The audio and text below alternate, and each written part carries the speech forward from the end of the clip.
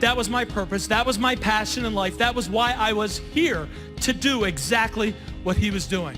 Is he a motivational speaker? Is he a motivational speaker? Awesome. All right, you're already there, man. If I wanted to change who I was, I needed to leave behind who I used to be. You know how you know you got a great speaker and great talent? Is when the buzzer rings, the audience is a little bit pissed off.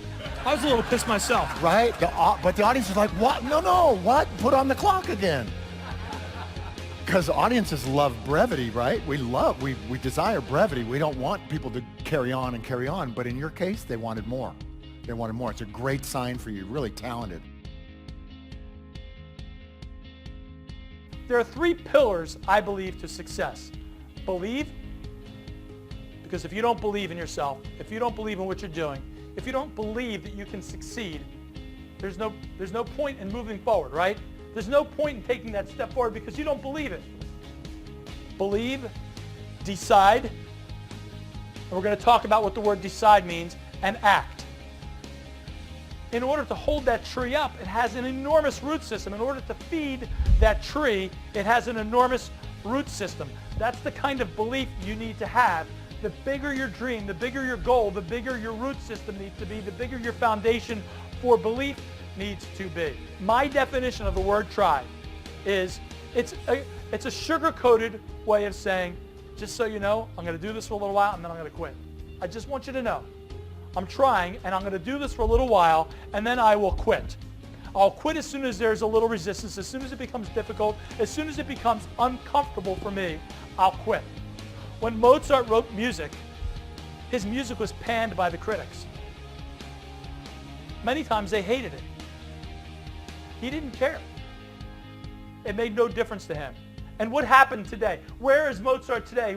How is he perceived? He's perceived as probably one of the greatest musicians ever. But had he built that wall instead, we would have never experienced his music. So when I changed my mindset from I can't and stopped focusing on what I can't do and started to focus on what I can do, that's how this started to happen. That's how the wall started to break down. Stories were fantastic. They were very relatable. He offered a lot of good points that I can go and implement right away.